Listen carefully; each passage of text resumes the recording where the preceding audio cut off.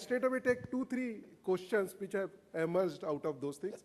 One is the point about Mr. Bharadwaj also mentioned that how much capacity is stranded because of the transmission and all that.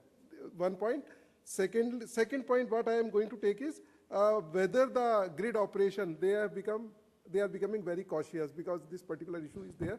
Sometimes if I use your words, whether they have become conservative. So 1 minute, 2 minutes and way forward. So 3 minutes, sir, I'll try to Okay, time starts now. I'll cover those things. Regarding the percentage, the stranded generation capacity and all that, 89% of the generation capacity is through long-term agreements.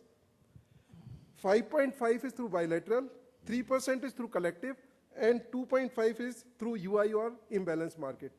89%, whatever long-term agreements are there, I do not think any generation capacity is stranded because of the long-term agreements.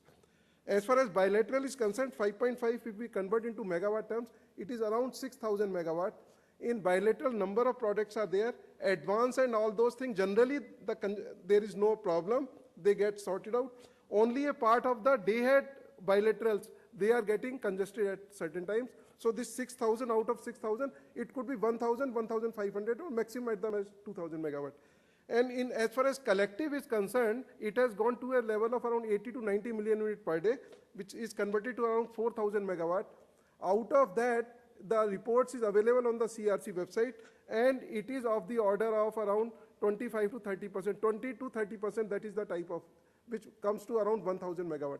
So this is the type of capacity which is sometimes is not able to be transferred, but that is not because of the real constraint. The real constraint is it is the price.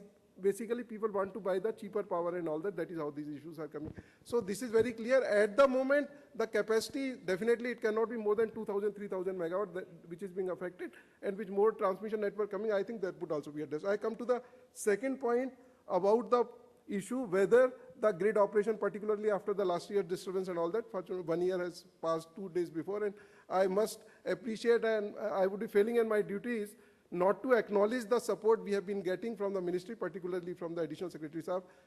Almost in daily, day-to-day basis, he has been giving the support, and we have been able to operate the grid. About this particular issue, what I would like to indicate is that way grid was there few years back and the grid today, there is a lot of difference.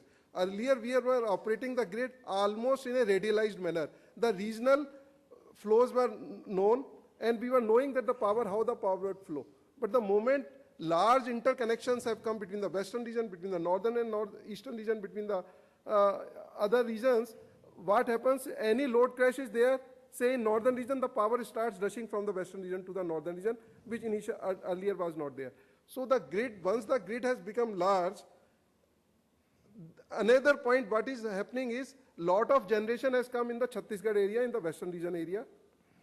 Southern region, lot of generation was planned, Kodankulam and all those things, that could not come. Sir, still the 3 minutes I asked, so I'll... 2 minutes ho gaye. Yeah, okay. So that is not there.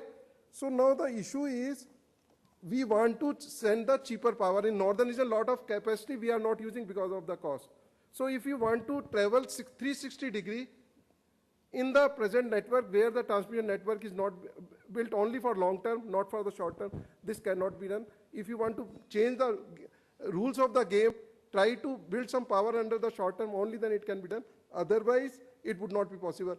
We have to, another point is, we have to use the tools, the latest tools, what are needed for the large grid, that is the dynamic reserve should be there, the grid security expert system should be there, defense mechanism should be there. So with all those things, if you see the grid, the power is being transferred, and this particular security aspects have to be kept into consideration. It is basically a non-negotiable issue. So I do not think, only thing is, we have to make the new rules, we have to complement it with the market rules, we have to bring more intraday market and all those things. That is how it can be done. Otherwise, a large grid, I think we'll have to maintain, we'll have to keep the security margins, only then we can operate it safely. Thank you very much, sir. Thank